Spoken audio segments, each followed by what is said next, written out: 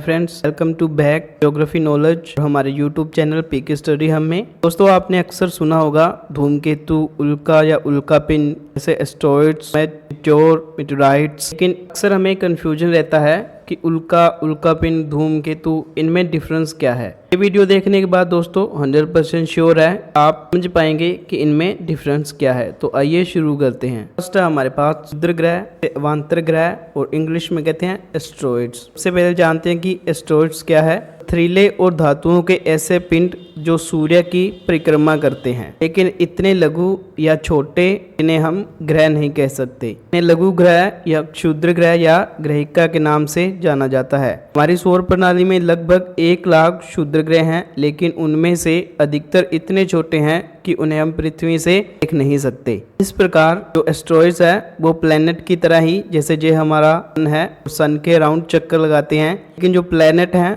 उनसे काफी छोटे होते हैं साइज में। इन्हें हम एस्टेरॉइड्स कहते हैं। क्वेश्चन अक्सर पूछा जाता है कि जो एस्टेरॉइड बेल्ट है, क्षुद्र ग्रह पट्टी है, वो किन 2 ग्रहों के बीच पाई जाती है। जो हमारा ऑर्बिट ऑफ मार्स और जो ऑर्बिट ऑफ जुपिटर है, उनके बीच ये एस्टेरॉइड की पट्टी है जो पाई जाती है। क्षुद्र ग्रह कभी कभी जब पृथ्वी से टकराते हैं तो पृथ्वी के तल पर विशाल गर्त बन जाता है, जैसे महाराष्ट्र में लोनार झील। अक्सर क्वेश्चन पूछा जाता है कि जो महाराष्ट्र में लोनार झील है वो किस तरह की झील है। फोरवेस्टा या वेस्टाल एकमात्र क्षुद्र ग्रह है जिसे खुली आंखों से देखा जा सकता है। ये क्वेश्चन भी कई बार पूछा गया है। सर्वप्रथम खोजा गया जो क्षुद्र ग्रह है वो जस है। यह दोस्तों महाराष्ट्र की लोनार झील, जैसा मैंने बताया कि कभी कभी जो एस्टेरॉइड है पृथ्वी के नजदीक आ जाते हैं और गुरुत्वाकर्षण बल के कारण जो पृथ्वी की सतह है उसके ऊपर आके गिर जाते हैं। इनकी स्पीड काफी तेज होती है, जो घनत्व है वो भी काफी ज्यादा होता है। इसी कारण जो हमारी अर्थ का तल है उसके ऊपर जहाँ पे ये पड़ते हैं वहाँ पे एक खड्डा बन जाता है। जब इस खड्डे के अंदर पानी भर जाता है तो उसी को हम झील का नाम दे देते हैं। इसका एक उदाहरण दोस्तों महाराष्ट्र में है। अभी पिछले दिनों यह घटना गुजरात में भी हुई थी। नेक्स्ट है दोस्तों धूमकेतु या कोमेट। धूमकेतु सौरमंडलीय निकाय है जो पत्थर, धूल, बर्फ और गैस के बने हुए छोटे छोटे खंड हैं। यह ग्रहों के समान सूर्य की परिक्रमा करते हैं। जो ज्यादातर धूमकेतु हैं, कोमेट है, वो बर्फ, कार्बन डाइऑक्साइड, मीथेन, अमोनिया और अन्य पदार्थ जैसे सिलिकेट, कार्बन के मिश्रण के बने होते हैं। धूमकेतु को पूछल तारा भी कहते हैं। इसके पीछे जलती हुई पूंछ दिखाई देती है, इसीलिए इसे पूछल तारा भी कहते हैं। उल्कापिंड की अपेक्षा धूमकेतु ज्यादा तेजी से घूमते हैं। ये है धूमकेतु या पूछल तारा। ये आप देख रहे होंगे, इनके पीछे एक पूंछ सी हमें दिखाई देती है। अक्सर क्या होता है कि ये जो धूमकेतु या कोमेट है वो 4 पार्ट्स में बने होते हैं, या इनके 4 पार्ट्स होते हैं टोटल। जब ये परिक्रमा करते हुए सूर्य के काफी नजदीक पहुंच जाते हैं तो क्या होता है कि टेम्परेचर हाई होने के कारण जो इनका ऊपरी सिरा है वो जल जाता है और ये हमें एक आतिशबाजी की तरह नजर आते हैं। कहते हैं 6.5 करोड़ वर्ष पहले पृथ्वी से जो डायनासोर है और 70% जो अन्य जीव जंतु थे,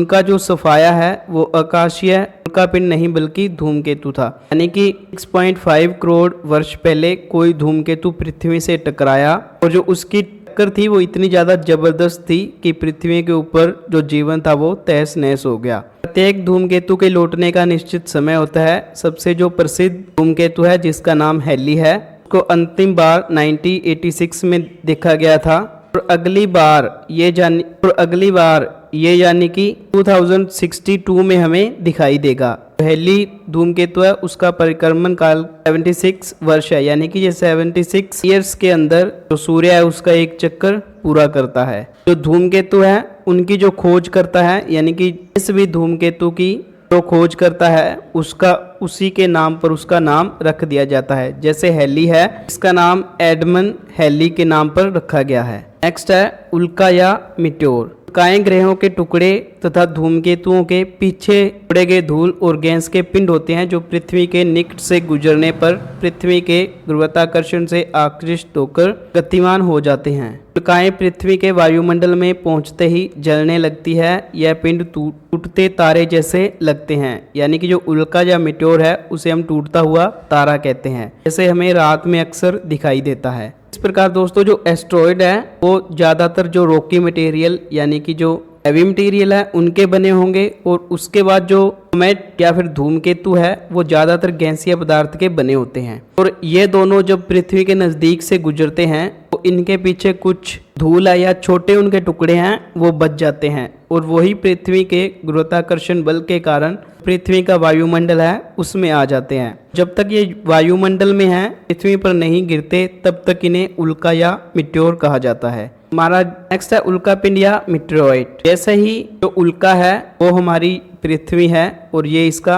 एटमॉस्फेयर है। एटमॉस्फेयर को पार करके ये जैसे ही पृथ्वी पर गिर जाते हैं तो इन्हें हम उल्का पिंड या मेट्रोइड का नाम दे देते हैं। जैसे उल्काओं का जो अंश वायुमंडल में जलने से बचकर पृथ्वी तक पहुंचता है उसे उल्का पिंड कहते हैं। प्रत्येक रात्रि को उल्काएं अनगिनत संख्या में देखी जा सकती हैं, किंतु इनमें से पृथ्वी पर गिरने वाले पिंडों की संख्या अत्यंत अल्प होती है। यानी कि जो ज़्यादातर उल्काएं हैं वायुमंडल में ही जल के नष्ट हो जाती हैं, पृथ्वी तल तक बहुत ही कम पहुंचते हैं। लास्ट में इन सभी का एक थोड़ा ओवरव्यू ले लेते हैं कि इनमें मेन डिफरेंस क्या है। जैसे धूमकेतु या कोमेट है वो अक्सर जो बर्फ है या फिर गैसीय पदार्थ हैं उनके बने होते हैं। जो धूमकेतु या कोमेट है वो जैसे एस्ट्रॉइड हैं उनसे काफ़ी छोटे होंगे। दोनों में यही मेन डिफरेंस है कोमेट और एस्ट्रॉइड में, कि जो एस्ट्रॉइड है वो रॉकी मटेरियल के बने होते हैं और ज़्यादा हैवी होते हैं, क्योंकि जो कोमेट या धूमकेतु है वो गैसीय पदार्थ के ज़्यादा बने होते हैं